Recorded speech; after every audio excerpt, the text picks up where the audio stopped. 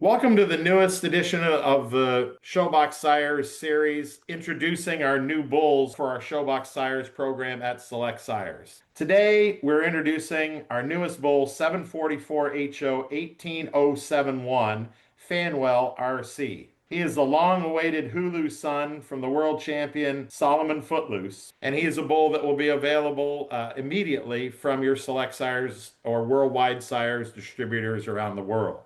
Today, for our podcast, we have two distinguished guests. One, as always, Mike Duckett, my partner in Showbox Sires, who knows more about the Footloose and Frosty family than anyone. And then our second guest today to talk a little about Footloose is our friend from Castelverde, Holsteins in Italy, Marco Quaini. And Marco, we're glad to have you on the podcast. Welcome. Thanks for having me. It's a true privilege. So we're going to start, Mike, with you. First things first, Footloose has lived at your place since we acquired her in New York that spring day, probably 5 years. Tell us a little about Footloose and what she's like. Well, so when we were planning one of our sales, I just insisted that we had something from Frosty's family because Frosty's kind of the cow that put us on the map. When you and Sharon went to New York that day and sent me those videos and pictures, she just made my skin crawl because she was just a cow, that tremendous uddered cow, a cow that has all that balance to her frame and width. And I think that day, Tim, if I remember right, when you watched her milk out that day, you were so impressed with the quality to her mammary and how she had, I don't know, 80, 90 pounds of milk in her udder that day. Just went down to a dish rag. Just the quality of her mammaries and unreal. She's been here for 5 years. I guess one of the things I'm most proud of Footloose is, the last time we showed her, she was 7 years old and had 6 calves, and that was 6 back-to-back trips to World Dairy Expo.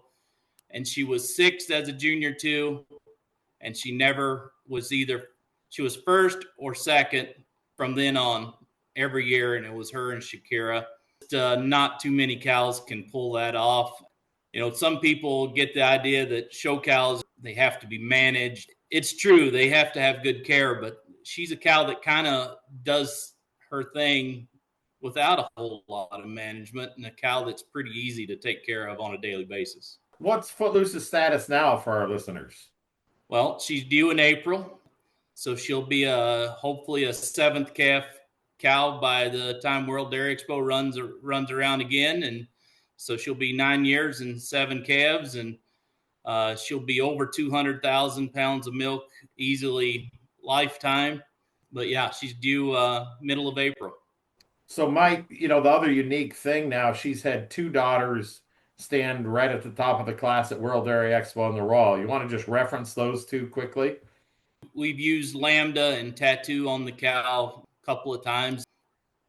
Tattoo Fern was first place milking yearling at World Dairy Expo and the Royal Winter Fair, and she's due back in March at Quality Holsteins.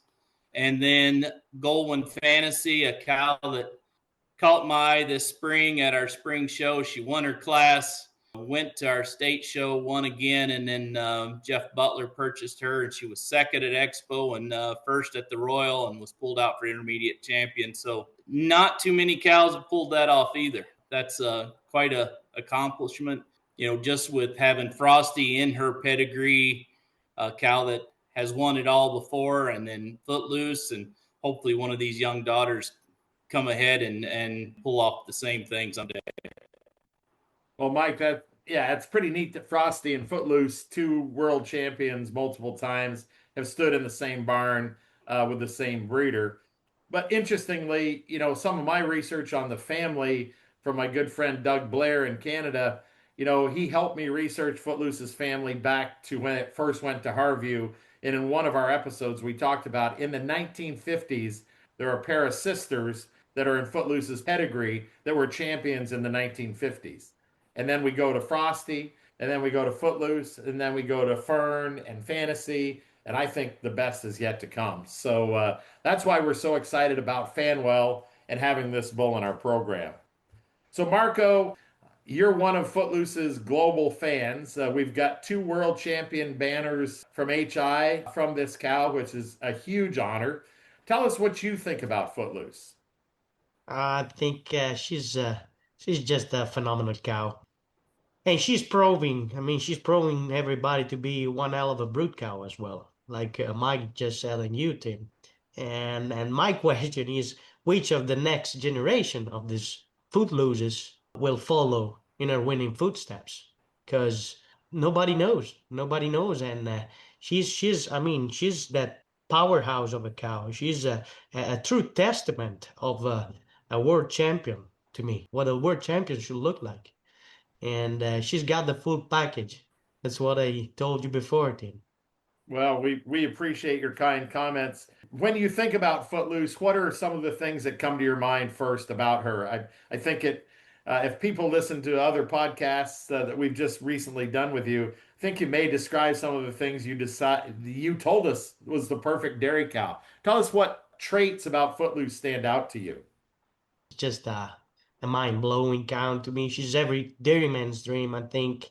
When you got that balance and those proportions in a very tall cow, because she's very tall, very height-sized kind of cow, with that udder that blends in their deep, huge body wall like that. 7 calves of a cow that shows every year. I think you almost reached the perfection. I mean, I can right now find, it's hard to me to find a better full package kind of a cow. She's 97, won at Madison twice, been world champion, goes back from Frosty, could have been Royal Grand Champion, I guess, as well, and is proving to be a great dam, a great mama. So, what else would you ask for? Well, we appreciate your words, and that describes her pretty well. You've talked about investing in global families. Is this a family that you think for your operation makes sense? I think so. I feel a little confident to say that she's pretty soon gonna have a huge impact in our industry for many years to come. That's why we invested on her. We believed in her, and that's why I also take the occasion to thank you guys for letting me doing it. We were pretty honored, Mike. You can tell them about the day that we figured out who bought our embryos when we sold them in the European sale. Tim, I like my partner from Italy better than you because I just sent Marco 2 pictures of 2 beautiful Jinx calves right from Footloose that we own with Castelverde. So sorry, Tim, I haven't sent you those pictures yet, but the team at Castelverde has 2 Yeah. beautiful calves sired by Jinx, and we couldn't be more excited to have a partnership with some of the greatest breeders in the world, and we're looking forward for this partnership. And you had just talked in our previous interview about how you invested in the Juby family. How do you feel about that, Marco, putting Footloose and Juby together? That's one crazy thing happened to my mind because Mike was so kind to ask me what kind of mating I have to use on Footloose on that IVF session, and I said, Mike, you're free to go, but I would love to use Jinx on her. And he said, all right, let's do it, and let's see what's gonna happen. We're thrilled to be your partner, and we hope to get you a lot of embryos out of these heifers to go to your farm in Italy, and hopefully we'll celebrate with you in Cremona with a champion that we bred together. Oh yeah, Mike, these could have the Castelverde prefix, probably, couldn't they? That'd be pretty oh wild. yeah, oh yeah. Absolutely. To keep moving, we could talk about this forever. Mike, Fanwell, the Red Factor Hulu son that we're releasing is what we're here to talk about today. You remember him as a calf? You remember much about the bull?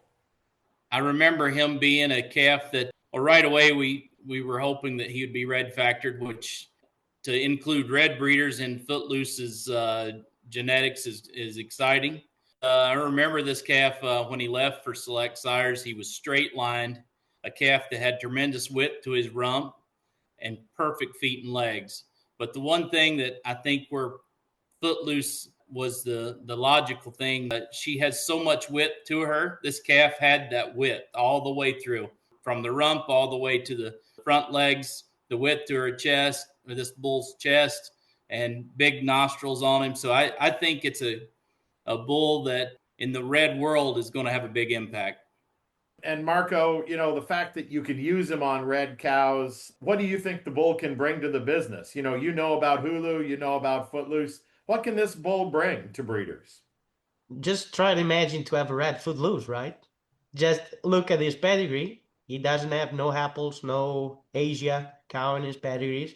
And he's got the full package to me because he's got Footloose and the Mogul Hanker, so Man Halo, and the same, so close. You're not gonna be fear of inbreeding, so you can use it heavily on whatever you want. I mean, every kind of apples or Asia bloodlines, use it. I'm sure I'm gonna heavily using it on my power red cows. That's exciting, and that's why we made this mating to try to create a red Footloose. We've kind of done it with Doc, and we wanted to do it with Footloose because we think some of the great black cows can have a big impact on the red business. And we think if you've said it well on the Asias and the apples, this bull should work great. As we wrap up our discussion, and we'll go back to you, Mike, a few comments on how you would use this bull. You started to go down that road a little bit as far as the traits, the kind of cows you'd use him on. Well, certainly, like Marco said, Asia cow that, with all the sons and family members that are across the globe that Lucky's put in countries all over the place, that I would use him on the powerful, moderate-sized cows, that the apples. He's going to be a bull that you'll use him. Even you could go back and use him on some Lambda blood, because Footloose and Lambda has been a great combination. I feel that you can use him on the red blood if you have reds, but you can also use him on those black cows, because we're in the need for stuff with no Lambda, and I think there's a lot of places you can use this bull. Well, Marco, I think Mike brings up a good point. Lambda is so prevalent around the world, and our great population of cows. This bull is Lambda free, basically. What do you think? How does that fit into your breeding program? I think it will fit pretty good. I can't wait to start using it. Like you said, Tim, we're now a little bit too much used Lambda, so we gotta be careful on that. So I think FANWELL gonna be one day soon, here in Castelverde too. Well, I appreciate you both being on. We're excited about releasing this bull. Marco, I'm going to let you give the last pitch. You tell our listeners why they should use this bull. I don't have a crystal ball. I cannot predict the future. I'm the worst probably to tell everyone what they should do. Try to believe in this family. Try to believe in these incredible bloodlines. I feel free to say that I guarantee you won't regret it. Well, I think that's a pretty good pitch from one of the greatest breeders in the world. It's certainly been fun, Mike, to have him on. You were just at his farm. For this podcast, real quickly, reference what you saw at Castelverde in Italy. First and foremost, the hospitality when you go to Italy, whether at the show, and then we traveled around to some farms, the hospitality was second to none. When you go to Castelverde, we enjoyed looking at their cows. It's a uniform group of cows, a special group of cows. The facility is beautiful and well kept. When we went through all that, the hospitality, it was a great time that we had that night with the whole family. As Marco was saying, it doesn't matter if you're breeding their beautiful herd of cows or their horses. If you've got good blood, you're going to do well and breed a good animal. And I think Castelverde's a good example of that. It's neat that we had you on, Marco, and we thank you for being part of this great discussion. Any final thoughts for our listeners before we go? I can tell you guys, I really appreciate talking cows to you, and I really look forward to working, promoting, and marketing with you in the future. Well, it's an honor for us to be involved with the greatest breeders in the world. And Marco, I'm going to ask our listeners to listen to the podcast we just made with you about Castelverde. It's amazing.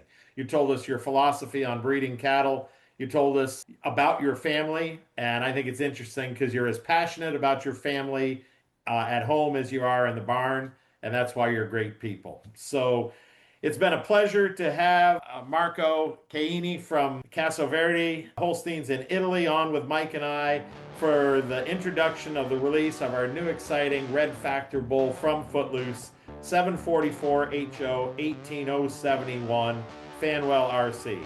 We thank you for listening.